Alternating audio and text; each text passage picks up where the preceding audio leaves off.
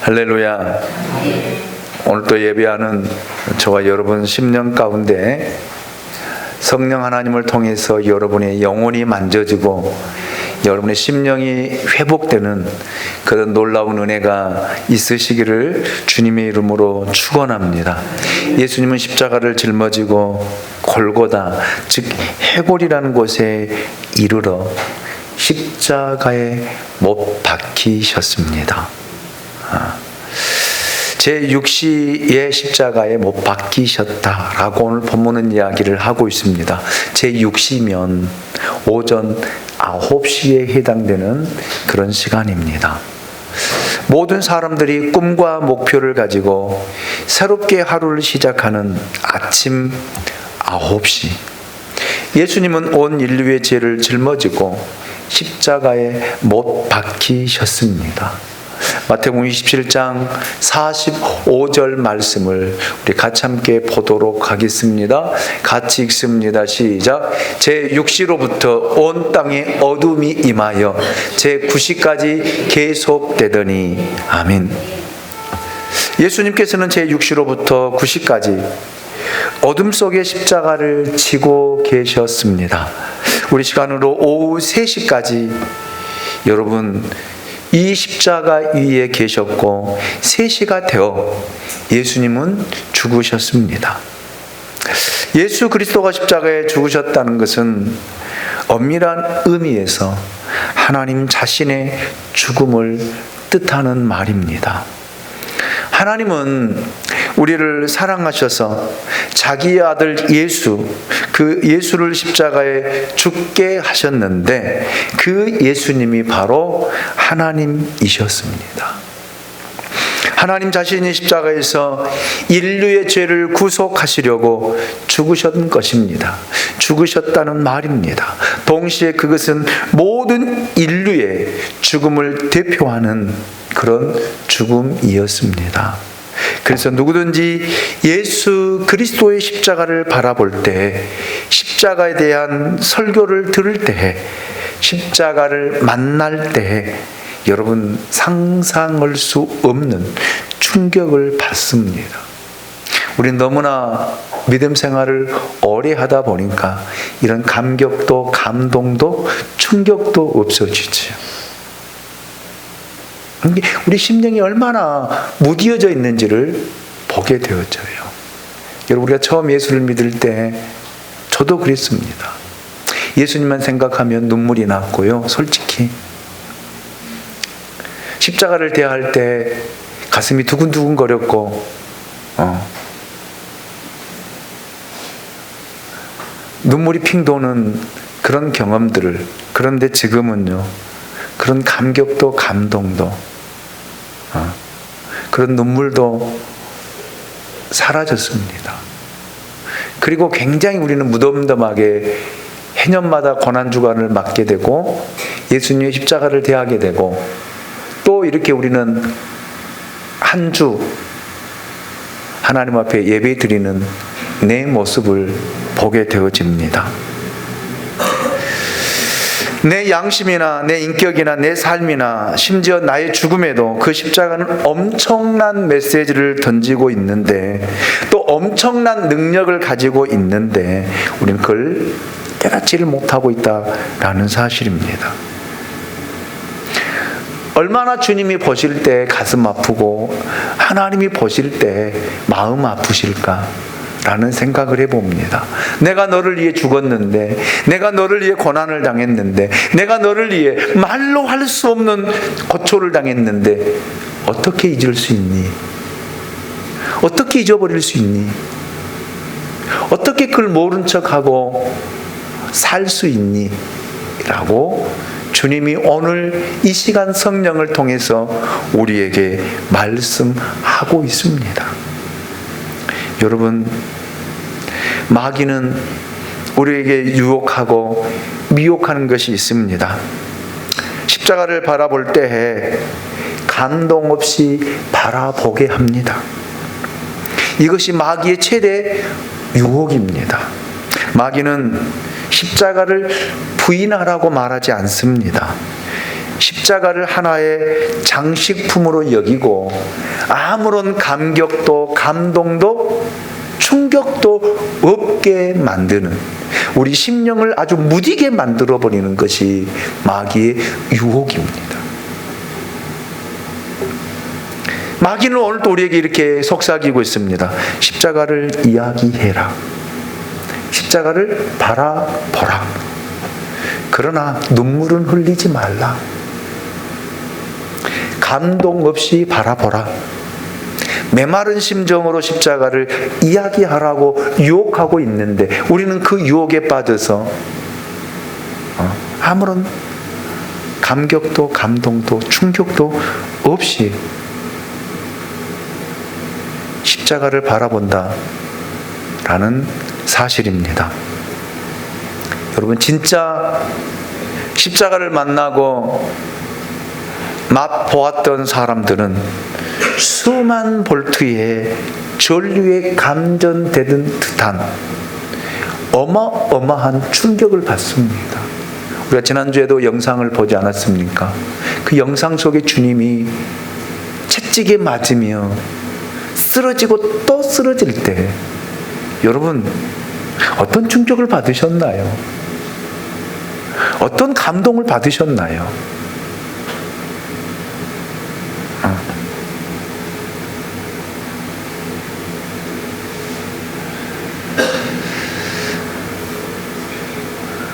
우리는 어떤 충격을 받아야 될까요?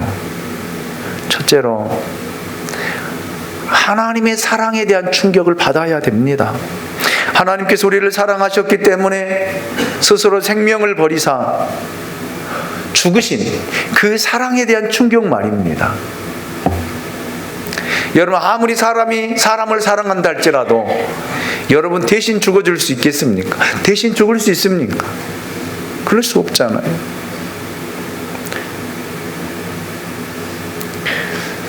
여러분은 최근에 사람으로부터 어떤 감동을 받아보신 적이 있습니까? 부모님이나 나를 사랑한다는 사실을 깨달았을 때 감동을 받습니다. 또 자식이 부모를 사랑한다는 것을 느끼고 깨달았을 때 여러분 감동을 하게 됩니다. 부부 사이에도 사랑을 주고받을 때 감동을 받습니다. 어떤 사람은 고부간에도 이런 사랑의 감동을 받더라고요. 작은 사랑의 감동도 여러분 우리 마음을 움직이고 우리 삶을 변화시키고 생각을 바꿉니다. 삶의 스타일도 바꿔가게 합니다. 그런데 우리는 이 십자가의 놀라운 하나님의 사랑에 대한 충격을 받으면서도 왜 그렇게 변화되지 않을까요? 왜 그렇게 바뀌지 않을까요? 충격적이잖아요. 여러분 충격으로 다가오지 않습니까?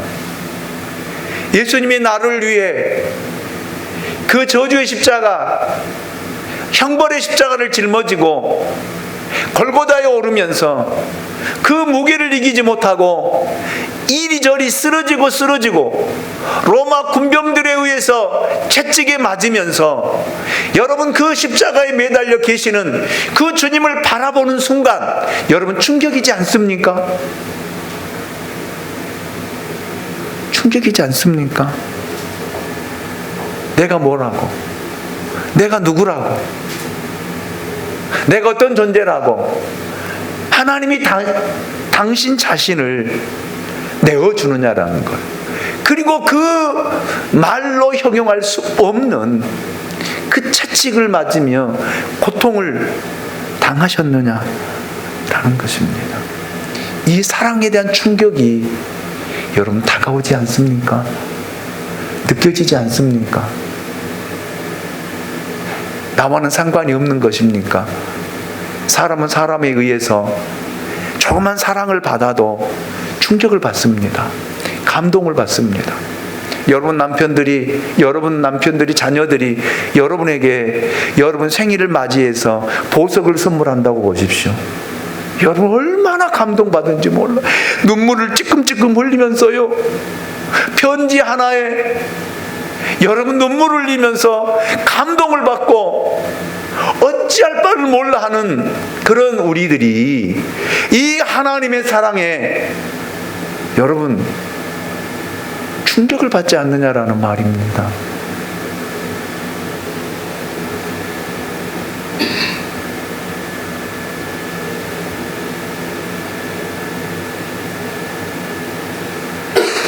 우리 심령이 너무 메말라 버렸습니다.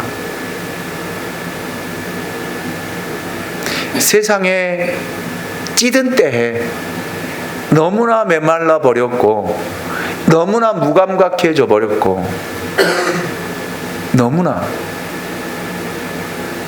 세상에 물들어져 있다라는 것. 그래서 나와는 아무런 직접적인 상관이 없는 것처럼 느껴지고 그냥 흘러가는 이야기로 여러분 들려지기 때문에 감격도 감동도 충격도 없는 것입니다.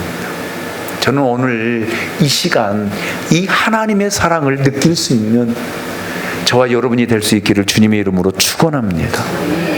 두 번째로 죄에 대한 충격입니다. 예수님이 십자가를 지셨을 때 모든 인류의 죄를 함께 지셨습니다.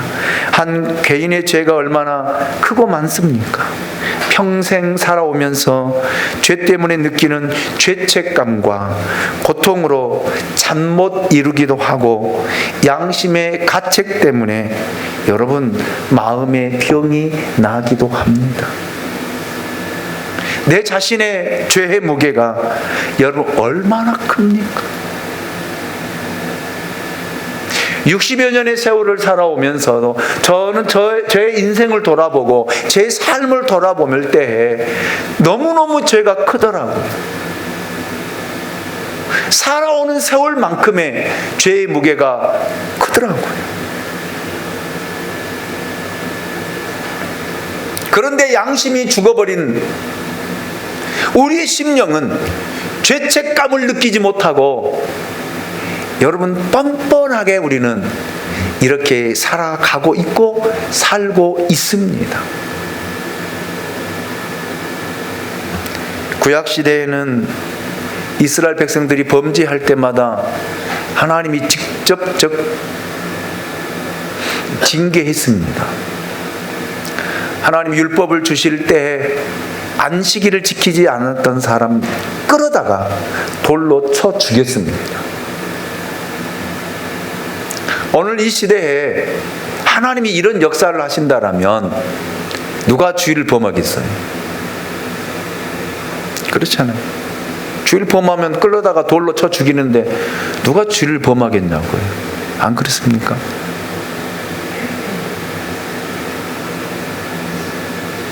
여러분의 죄의 무게가, 죄의 짐의 무게가 얼마나 크다고 생각하십니까? 그런데 예수님은 그 죄의, 내 죄의 짐의 무게를 친히 짊어지시고 십자가를 지셨다라는 말입니다. 그리고 내가 받아야 할 형벌을, 내가 받아야 할 저주를, 내가 받아야 할 그 조롱과 멸시를 주님이 친히 받으셨다는 말입니다. 충격이 아닙니까? 그러나 여러분, 십자가는 말이 없습니다. 조용히 서 있을 뿐입니다. 예수님은 재판 받으실 때도 침묵하셨습니다. 원망하지 않았습니다. 따지지 않았습니다. 조용히 그 불법 재판을 받으셨습니다. 왜요?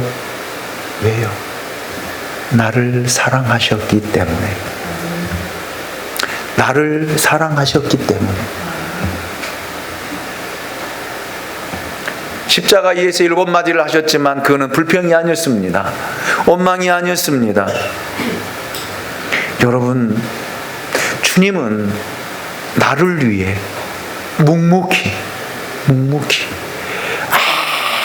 아무 말씀도 하지 않으시고 십자가를 짊어지셨다라는 말, 이것이 우리를 사랑하는 증거요, 증표가 아닙니까? 우리는 주님을 위해서요, 조금 고난을 당하고 어려움을 당하면 이 말 저 말 다 하잖아요. 이 불평 저 불평 다 하잖아요. 손해만 조금 보면은요, 견디지를 못해 하잖아요. 사람에게 여러분 자존심 상하는 말을 들으면요, 견디지 못하잖아요. 이것이 내 모습이에요.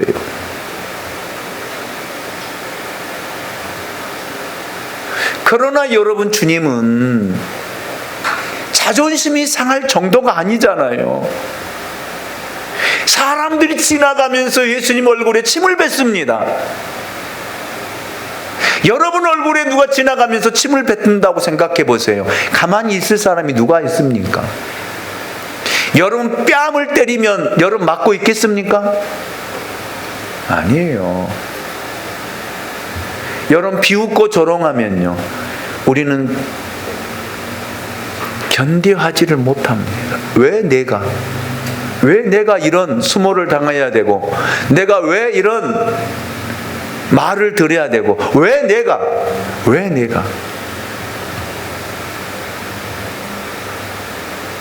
우린 이런 이야기를 합니다. 그렇잖아요.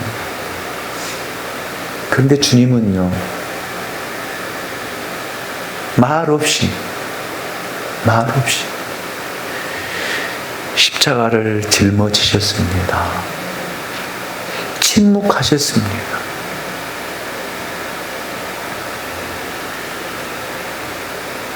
내 죄 때문에요. 내 죄 때문에.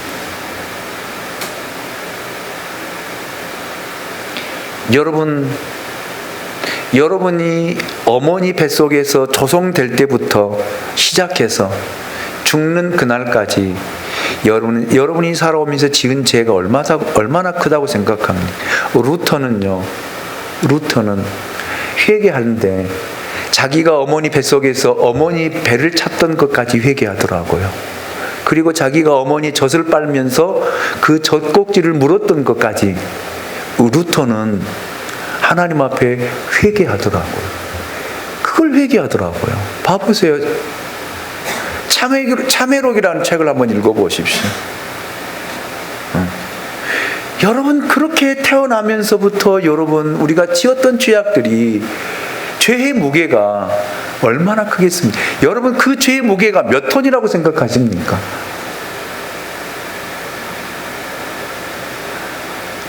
쫓아 삽니다. 측량할 수 없다. 네, 측량할 수 없는 죄예요.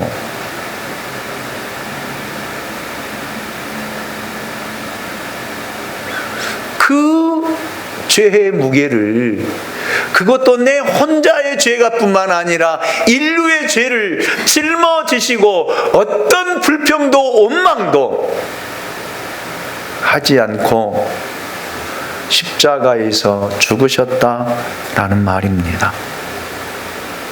여러분, 예수님이 십자가에 못 박히는 이 사건을 통해서 저는 세 가지의 모습을 발견하고 또 보고자 합니다. 첫째, 십자가에 못 박히시는 예수님을 보고 계시는 하나님은 그때 어떻게 하셨을까? 어떻게? 둘째로, 인류의 모든 죄를 담당하신 예수 그리스도께서 이 십자가를 어떻게 이해하셨을까? 어떻게? 그리고 셋째, 인류의 모든 죄를 지고 가시는 예수님의 십자가를 바라보고 있던 주변 사람들은 어떻게 반응했을까? 오늘 저와 여러분들은 어떤 반응을 하고 있을까? 저는 이 내용을 가지고 2주에 걸쳐서 말씀을 전하고 말씀을 나누고자 합니다. 첫 번째, 저는 오늘 이 말씀을 함께 나누고자 합니다. 십자가를 바라보시는, 십자가를 대하시는 하나님의 마음은 어떤 마음이었을까?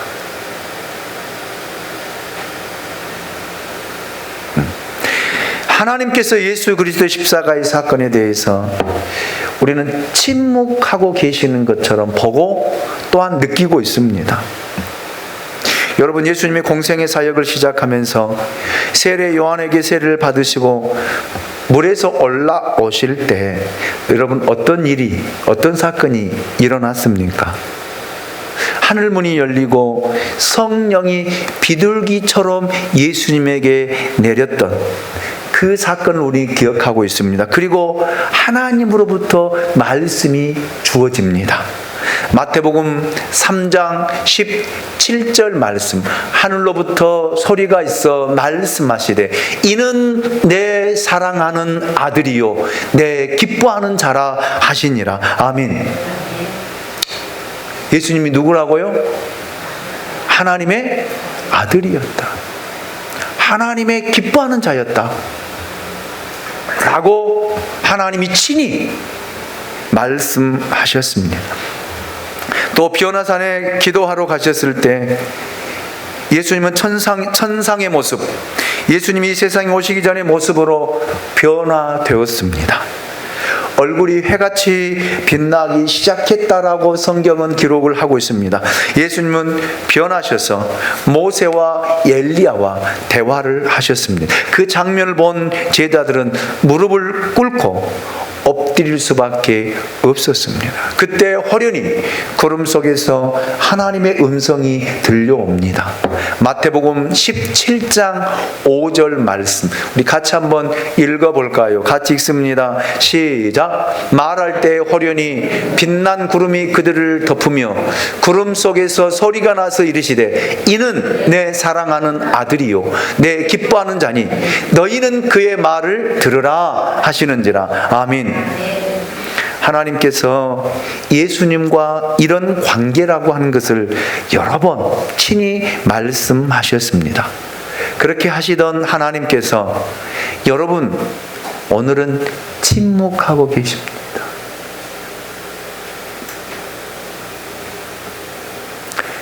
예수님이 십자가에서 그렇게 소리를 지르고 있습니다.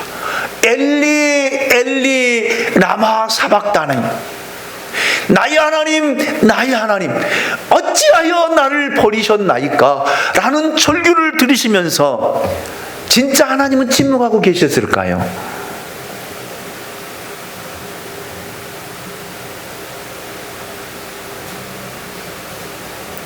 여러분, 사실 하나님은 침묵하신 것이 아니셨습니다. 하나님은 침묵하는 법이 없으십니다. 하나님께서 침묵하고 계시는 때는 하나님이 준비하시는 때예요.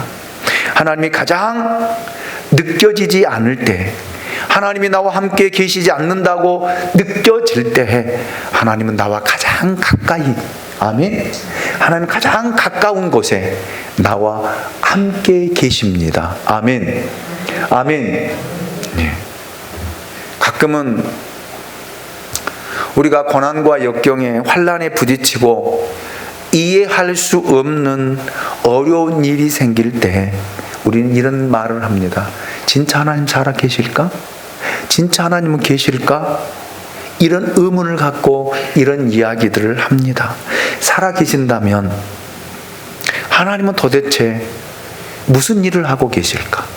나를 위해 어떤 일을 하고 계실까? 하나님은 나의 고통은 보고 계실까? 이런 질문을 하는 것이 여러분 우리들만의 질문이 아닙니다. 시편 73편을 보면 시인이 악인이 형통하고 오만한 자들이 성공하며 그들이 죽을 때도 고통 없이 죽는 것을 보고 시인이 한탄하잖아요. 한탄하잖아요. 그리고 이 악인들의 심판도 또 재앙도 그들은 받지 않고 그 자녀와 후손들이 잘 되는 것을 보고 시인이 그렇게 탄식하잖아요. 정말 하나님 살아 계십니까? 정말 하나님 계십니까? 이런 질문을 시인이 73편을 통해서 하고 있습니다.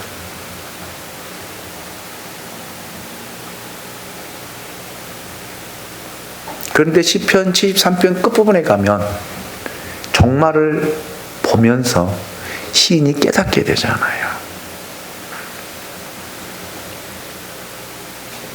여러분, 이 질문보다 더 큰 질문 하나가 있습니다.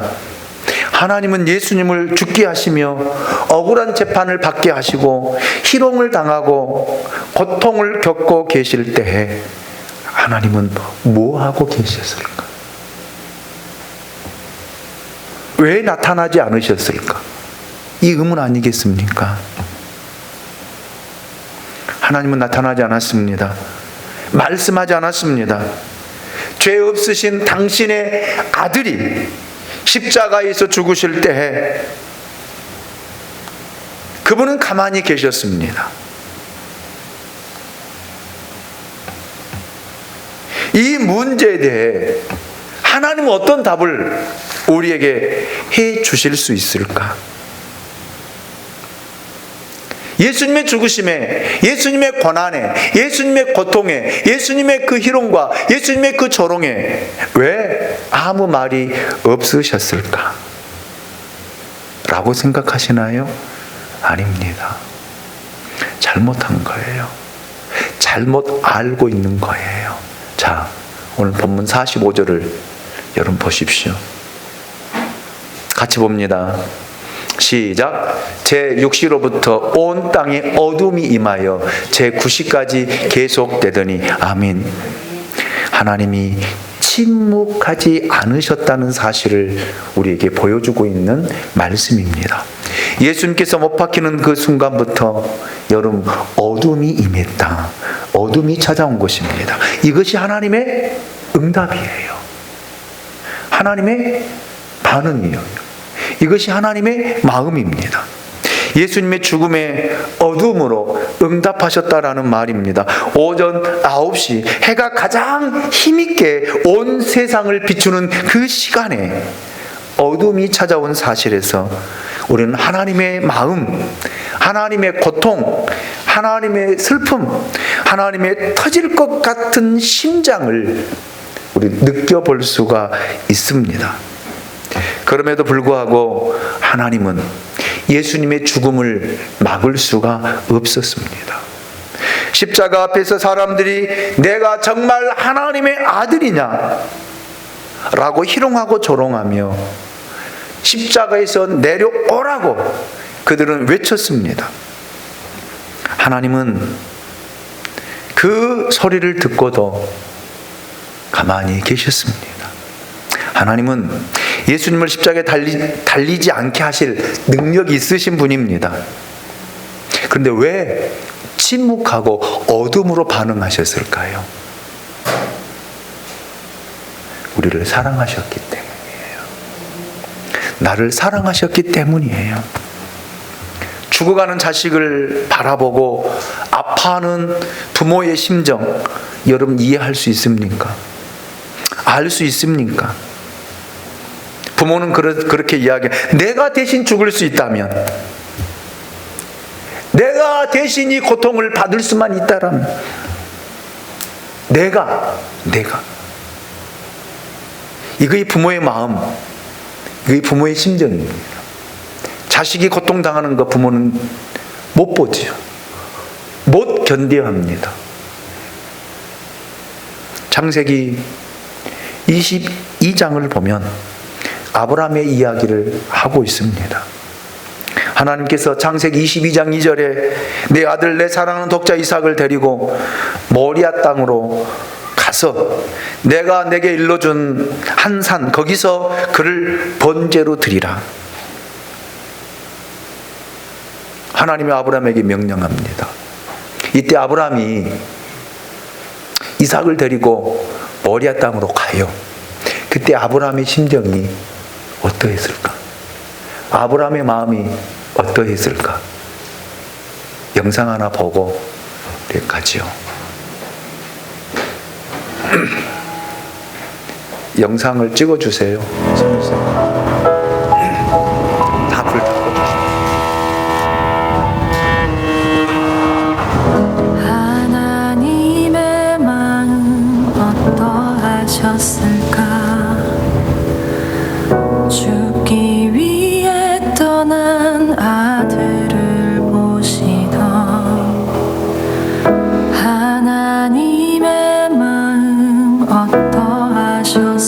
있을까?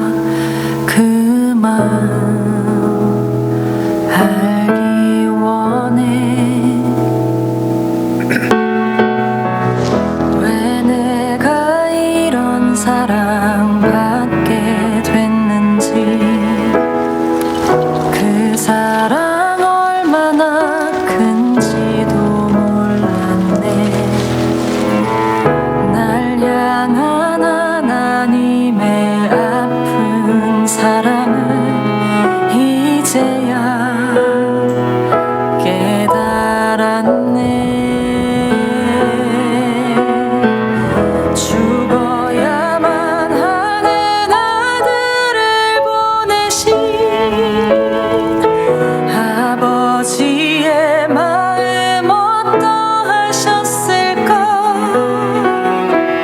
십자가에 달린 예수님 모시던 아버지 그 마음.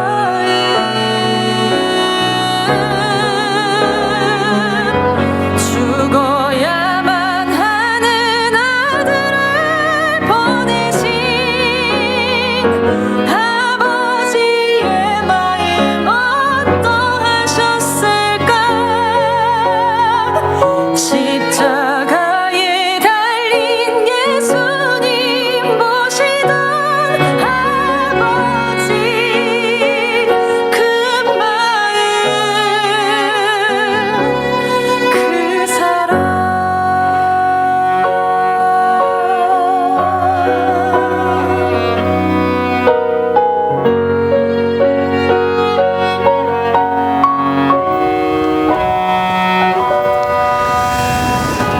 여러분, 하나님 마음 어떠했을까요? 아들을 주께 내보내는 그 아버지의 마음은 어떠했을까요? 우리 마음 같으면 어떠할까요? 여러분의 자식이, 여러분의 자녀가, 여러분 낳은 자녀가 죽어가는 그 모습을 보는 부모의 심정은 어떨 것 같아요?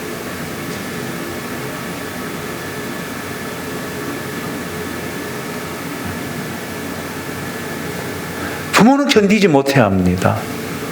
그래서 여러분, 자식은 어디에 묻는다고 그래요?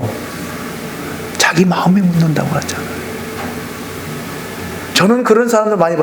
몇 번을 쓰러지더라고요. 몇 번을. 자식이 먼저 떠나는 그 모습을 보고, 특별히 엄마는 그 몸을 가누지 못하고, 여러분 두 번, 세 번, 두 번, 세 번이 아니라 몇 번을 쓰러지고, 몇 번을 정신을 놓고, 몇 번을.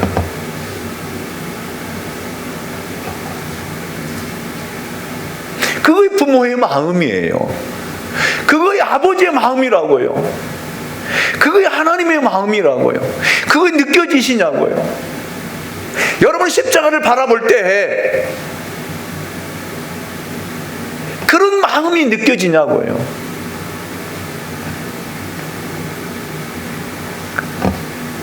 아니면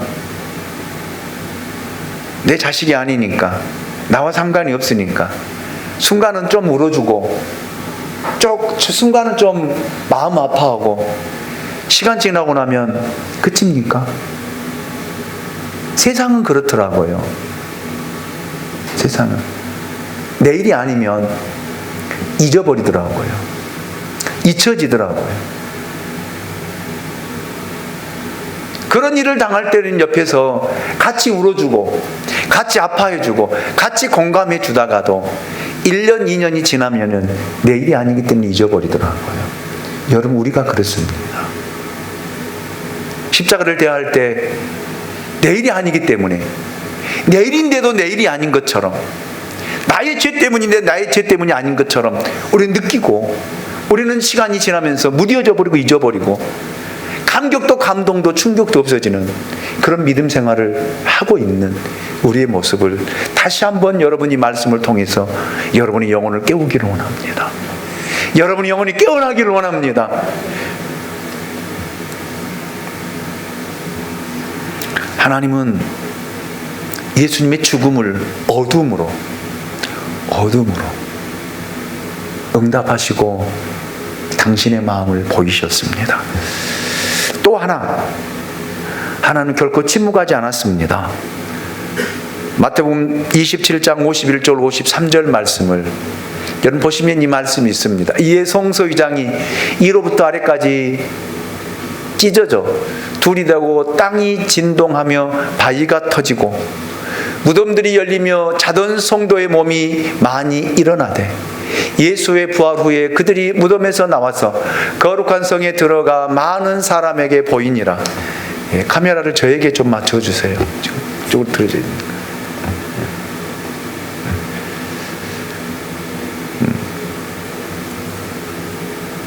그것은 예수님이 죽으신 바로 그 순간에 성전에 있던 휘장이 위에서부터 아래까지 찢어진 사건입니다. 이것이 바로 하나님이 십자가를 통해 보여주신 하나님의 마음이고 하나님의 반응이고 하나님의 응답입니다. 여러분, 우리가 구약을 보면 1년에 한 번씩 대제사장이 속죄일에 제사장복을 입고 자기 백성의 죄를 속하기 위해 짐승의 피를 들고 어디로 들어가요? 지성소로 들어가 번제를 드렸습니다. 지성소에는 아무나 들어갈 수 없었으며 심지어 짐승의 피를 가지고 들어가는 제사장이라 할지라도 두렵고 떨리는 마음으로 들어갔습니다. 그리고 발에 방울을 달고 들어갔어요. 왜냐하면 죄를 씻지 않고 지성소에 들어가면 하나님이 그 자리에서 죽게 하면 안 됩니다. 방울 소리가 안 나면 그 발에 묶였던 끈을 당겨서 시신을 끄집어내요. 그래서 제사를 하나님 앞에 드렸거든요. 이 피를 가지고 가는 대제사장 자신에게 죄가 있다라면 그 사람도 죽었습니다. 그럼 대제사장도 얼마나 두렵고 떨리는 마음으로 여러분 지성소에 들어가서 제사를 드렸겠습니까? 자, 이렇게 성소와 지성소 사이를 가로막은 하나의 큰 휘장이 있었습니다. 이 휘장이 예수님이 십자가에 죽으시는 순간 위에서부터 아래로 찢어졌다라는 것입니다. 이것이 십자가에 대한 하나님의 응답이요, 십자가에 대한 하나님의 마음이었습니다. 그렇다면 여러분, 휘장 위에서 아래로 찢어진 것은 무엇을 의미하는 것일까요? 히브리서 9장 11절 12절에 보면 이렇게 우리에게 소개하고 있습니다. 그리스도께서는 장래 좋은 일의 대제사장으로서 오사 서로 짓지 아니한 것 곧 이 창조에 속하지 아니한 더 크고 온전한 장막으로 말미암아 염소와 송아지의 피로 하지 아니하고 오직 자기의 피로 영원한 속죄를 이루사 단번에 성소에 들어가셨느니라. 아멘. 아멘. 구약에서는 송아지를 잡고 염소를 잡아 그 피로 자기의 죄를 1년에 한 번씩 용서받았지만 이제 예수님의 몸이 찢기고 그 피를 흘림으로 말미암아 영원한 속죄를 이루셨다. 아멘. 그래서 우리가 여러분 이 지성소에 들어와서 하나님을 만나고 하나님을 예배하는 그런 은혜가 주어졌다라는 사실입니다. 아멘입니까? 그러니 얼마나 여러분 얼마나 감사하고 얼마나 감격스러운 일입니까? 구약시대 같으면 우리는 성소에 못 들어가요. 지성소에 못 들어가요. 못 들어갑니다. 여러분 어떻게 들어가요? 제사장이 아니고서는, 그것도 대제사장이 아니고서는 지성소에 들어가서 하나님 만날 수 있어요, 없어요? 만날 수 없습니다. 하나님 배울 수 없습니다. 하나님 어떻게 예배합니까? 그런데 여러분, 하나님이 그 아들을 죽이심으로 말미암아 지성소가 열려지고 우리가 하나님의 보좌 앞에 나와서 하나님을 예배하고 하나님을 만나고 있지 않습니까? 이것이 감격이고 감동이라는 말입니다. 그런데 우리는 이 은혜를 잃어버리고 살아간다니까요. 너무나 당연한 것처럼 생각을 하고 있습니다. 절대 아니라는 거예요. 절대 아니라는 거예요.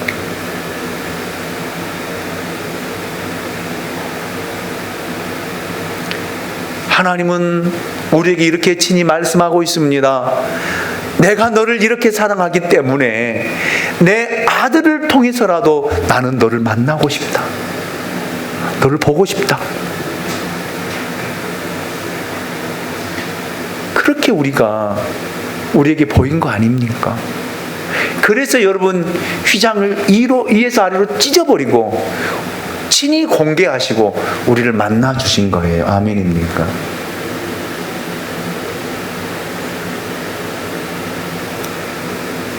여러분 그렇더라고요. 저는 손자가 2명 있습니다. 왔다 간 지가 얼마 안 됐어요. 그런데 너무 보고 싶더라고요. 근데 우리 현진이 말 한마디에 너무 감동되어지고 그 말이 안 잊어져요. 뭐라고 이야기하냐면, 할아버지 캐나다 가면 할아버지가 보고 싶을 거야. 그 말을 하더라고요. 가기 전에. 제가 왈칵하고 울어버렸어요. 눈물이 쏟아지더라고요.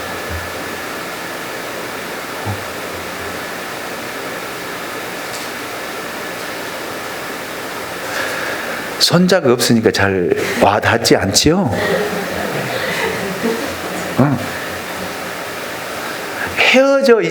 헤어져 보지 않으니까 잘 모르겠죠? 알겠죠? 부모와 떨어져 있으니까 알겠죠? 부모님이 가면서 내가 많이 생각날 거야. 그 이야기 들으면 어때요? 가슴이 먹먹해지고 눈물이 쏟아지잖아요. 사람과 사람 사이에도 그러는데 하나님이 나를 보고 싶대요. 나를 만나고 싶대요. 그래서 당신이 아들을 죽이신 거 아닙니까? 그리고 휘장을 찢어버리고 친히 찾아오셔서 우리를 만나주고 계시잖아요. 아멘입니까? 그런데도 감격이 안 됩니까? 그런데도 감동이 안 됩니까?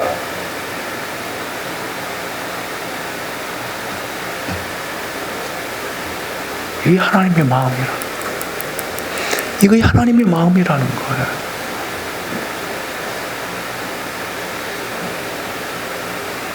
이 하나님의 마음을 여러분 느껴볼 수 있기를 원합니다.